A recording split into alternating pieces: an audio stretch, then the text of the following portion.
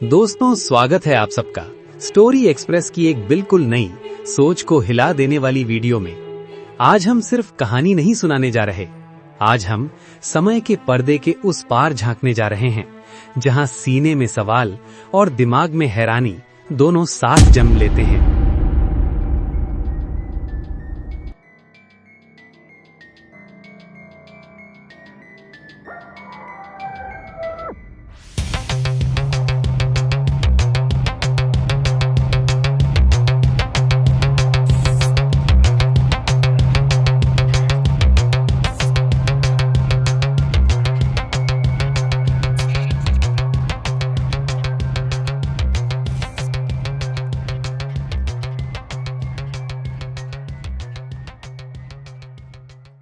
सोचिए, आज से 300 साल बाद इंसान की जिंदगी कैसी होगी?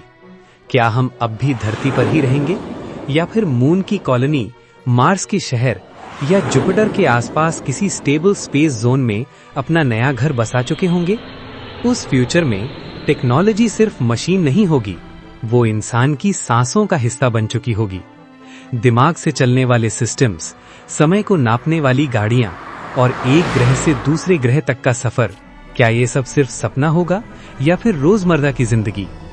अगर कोई इंसान धरती छोड़कर किसी और प्लैनेट पर जाना चाहे तो वो कैसे जाएगा? कितना समय लगेगा? और क्या स्पेस में रहना अब भी खतरा होगा या फिर इंसान ने आसमान को भी अपना घर बना लिया होगा? दोस्तों, आज की ये कहानी ना सिर्फ फ्यूचर दिखाएगी बल्कि ये पूछेगी, क्या हम उस फ्यूचर के लायक हैं? चलिए इस सफर की शुरुआत करते हैं। सोचिए, ये कहानी किसी एक शहर की नहीं है, ना ही किसी एक देश की। ये कहानी पूरी दुनिया की है। ये वो भविष्य है जिसे साइंटिस्ट्स, रिसर्चर्स और एआई मॉडल्स आज के टाइम का टेक्नोलॉजी ग्रोथ को देख के डिसाइड किए हैं। लोग कहते हैं, फ्यूचर का एग्जैक्ट पता कैसे चलेगा? और ये बात सच थी।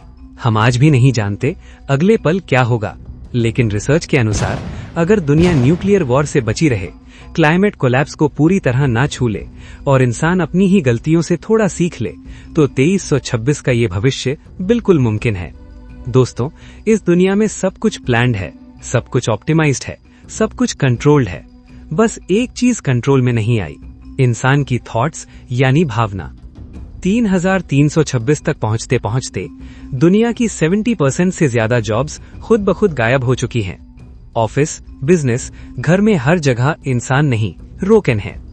Cleaning, baby sitting, cash handling, waiter services, care taking, operating systems, ये सब काम अब इंसान नहीं करता। ये काम करते हैं रोबोट्स और आर्टिफिशियल इंटेलिजेंस। इंसान का रोल सिर्फ इतना रह गया है, मॉनिटर करना, अप्रूव करना और सिस्टम के इंस्ट्रक्शंस फॉलो करना। इंसान अब काम को इज्जत या फिर पैसा के लिए नहीं, ऑक्सीजन और राशन कमाने के लिए करता है। जिस दिन तुम्हारा तबीयत खराब हुआ और तुम काम को गए, एआई सिस्टम बोल देता है, तुम आज प्रोडक्टिव नहीं हो। उस दिन भूख से पहले सांस का डर लगता है, क्योंकि काम नहीं करोगे तो ऑक्सीजन नहीं मिलेगा। 2326 में इंसानों का कुल आबादी 14.5 बिलियन अप्रॉक्स होगा। उनमें से 70 to 75% लोग शहरों में रहते हैं, पर ये शहर आज जैसे फैलते नहीं, ये आसमान की तरफ उगते हैं। नीचे के लेयर्स में ऑटोनोमस फैक्ट्रीज, हीट जोन्स और वेस्ट मटेरियल प्रोसेसर्स होते हैं। बीच के फ्लोर्स पर वर्किंग पॉपुलेशन रहती है, जहां दिन और रात का फर्क लगभग खत्म हो चुका है। और सबसे ऊपर ऑक्सीजन स्टेबल जोन्स, ठंडी हवा, लंबी जिंदगी और महंगी सांस। जमीन पर रहना अब हक नहीं, सिर्फ एक टेम्पररी परमिशन है। 2326 में जन्म होना एक भावना नहीं, एक टेक्निकल प्रोसेस है। इस प्रोसेस का नाम है नियो बर्थ प्रोटोकॉल। बच्चा मां के पेट से नहीं आता, वो एक ट्रांसपेरेंट आर्टिफिशियल चेंबर में लिक्विड के अंदर डेवलप होता है। Nano wires, neural syncing, future prediction mapping. जन्म से पहले ही जिंदगी का हिसाब लगा लिया जाता है। पहला सवाल नाम का नहीं होता, पहला सवाल होता है, बच्ची का कार्बन इंडेक्स क्या है? बच्चा अर्थ पे कितना लोड देगा बड़ा होने के बाद? बच्चा का एक्सपेक्टेड प्रोडक्टिविटी क्या होगी? ये सब प्रोग्राम प्रोसेस होने के बाद इंसान जिंदगी शुरू करता है सिस्टम के नेटवर्क से जुड़कर। दोस्तों, अगर आप 2326 में होते, ऐसे प्रोसेस में आप बच्चा बनाना चाहेंगे कि नहीं, कमेंट में बताओ। 2326 तक कैंसर लगभग कंट्रोल में आ चुका होगा। 80 साल से कम उम्र का कोई भी व्यक्ति कैंसर से नहीं मरता। Vaccines, gene repair, nano robo treatment, जो अपने शरीर में हर अंग में घुसकर नेगेटिव टिश्यू को पल भर में बढ़ने से पहले खत्म कर देते हैं।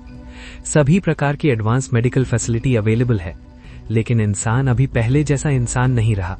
वो भी अब एक चलता फिरता बिना बैटरी वाला रोबोट बन चुका है। दोस्तों, जैसे आज के टाइम में हमारे पास सारे बीमारी का सल्यूशन नहीं है, उस टाइम भी कुछ बीमारी होगा जिसका इलाज हमारे पास नहीं होगा। बीमारी जैसे इमोशनल फ्लैटलाइन सिंड्रोम, इंसान रो नहीं सकता, खुश भी नहीं हो सकता। मेमोरी ओवरलैप डिजीज, लोग अपनी यादें दूसरों की यादों से कंफ्यूज करने लगते हैं। ऑक्सीजन डिपेंडेंसी पैनिक, जहां मशीन नहीं वहां सांस रुक जाती है, यादें मिक्स होने लगती हैं। एआई डॉक्टर सीधा कहते हैं बॉडी स्ट्रॉन्ग हो चुकी है पर इंसान कमजोर हो गया है। 2326 में ऑक्सीजन सिर्फ हवा नहीं रही, वो एक रिसोर्स बन चुकी है। आज से 300 साल पहले लोग बिना सोचे सांस लेते थे, किसी ने कभी नहीं पूछा कितनी सांस बची है। पर 2326 में हर इंसान के गले में एक ट्रांसपेरेंट बैंड लगा होता है। इस बैंड के अंदर एक सिस्टम चलता रहता है जो रिकॉर्ड करता है आज कितनी ऑक्सीजन मिली, दिल कितनी तेज धड़का, गुस्सा कितनी बार आया और भावना कितनी अनस्टेबल रही। इस दुनिया में ज्यादा गुस्सा महंगा पड़ता है, ज्यादा डर और भी महंगा। जैसे ही भावना कंट्रोल से बाहर जाती है, ऑक्सीजन फ्लो धीरे धीरे कम हो जाता है। यहाँ जिंदा रहने के लिए सबसे जरूरी चीज है शांत रहना। दोस्तों, 2326 में सुबह का मंजर सुनकर आपका दिल सैन रह जाएगा। 2326 की सुबह आज से बिल्कुल अलग होती है। शहरों के बीच लंबी लंबी लाइंस लगती हैं, बिल्कुल वैसे ही जैसे कभी लोग मोबाइल या इलेक्ट्रिक व्हीकल चार्ज करते थे। बस फर्क इतना है, यहाँ इंसान खुद को चार्ज कर रहा होता है। हर आदमी चुपचाप खड़ा, आंखें नीचे, सांस गिनते हुए। मशीन्स गले के बैंड से कनेक्ट होती हैं और लिमिटेड ऑक्सीजन इंजेक्ट करती हैं। ग्रीन सिग्नल मतलब आज जिंदगी कंटिन्यू होगी। रेड ब्लिंक मतलब सिस्टम ने आज के लिए आपको रिजेक्ट कर दिया। कोई हंगामा नहीं होता, कोई सवाल नहीं पूछता। यहाँ चीखना भी ऑक्सीजन वेस्ट माना जाता है। 2326 में कानून लिखे नहीं जाते, वो कैलकुलेट होते हैं। इस सिस्टम का नाम है न्याय नेट। न्याय नेट जुर्म का इंतजार नहीं करता, वो जुर्म के चांस को पकड़ लेता है। बचपन से ही इंसान के डेटा कलेक्ट होते रहते हैं, डर, गुस्सा, खामोशी, सपने। सिस्टम एक ही सवाल पूछता है, क्या ये इंसान फ्यूचर में प्रॉब्लम बन सकता है? जैसे ही प्रोबेबिलिटी 72% के ऊपर जाती है, पुलिस नहीं आती, सिस्टम खुद एक्शन लेता है। इस दुनिया में बेगुनाह होने का मतलब सेफ होना नहीं है। दोस्तों, फ्यूचर में अगर आप गलत करने की सोचें भी, उसके लिए भी सजा मिलेगा। आप गलती करने से पहले ही आपको सजा मिल जाएगा। जेल का कॉन्सेप्ट आउटडेटेड हो चुका है, उसकी जगह आई है प्रिवेंटिव क्वारंटीन। यहाँ लोगों को बंद नहीं किया जाता, उन्हें स्लोली ब्रेक किया जाता है। रोज का रूटीन फिक्स्ड होता है, सिर्फ 22 घंटे की ऑक्सीजन, एक वक्त का खाना, 12 घंटे का मजबूरी का काम और एक सबसे खतरनाक रूल, थकना मना है। जैसे ही हार्ट रेट गिरता है, सेंसर्स अलर्ट हो जाते हैं, रोबोट्स आगे बढ़ते हैं और इलेक्ट्रिक शॉक दिया जाता है।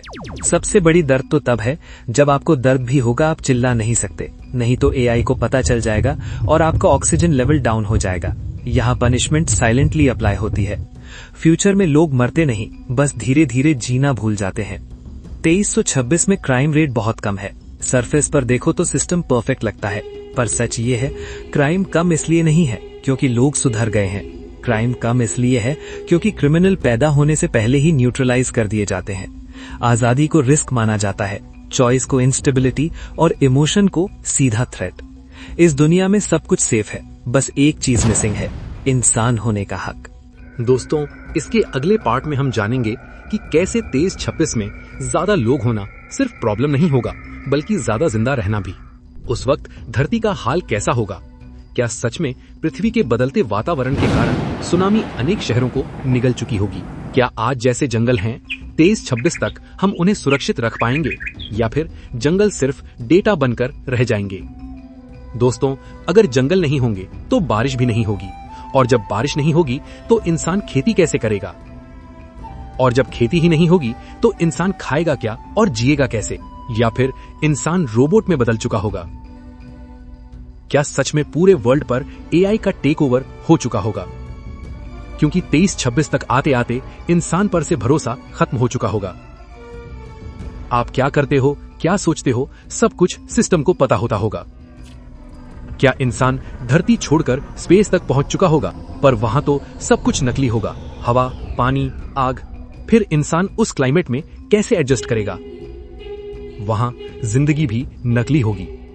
उस दुनिया में शायद सब कुछ सेफ होगा, बस इंसान होना ही सबसे बड़ा रिस्क बन चुका होगा। फ्यूचर में इंसान को आजादी नहीं मिलेगी।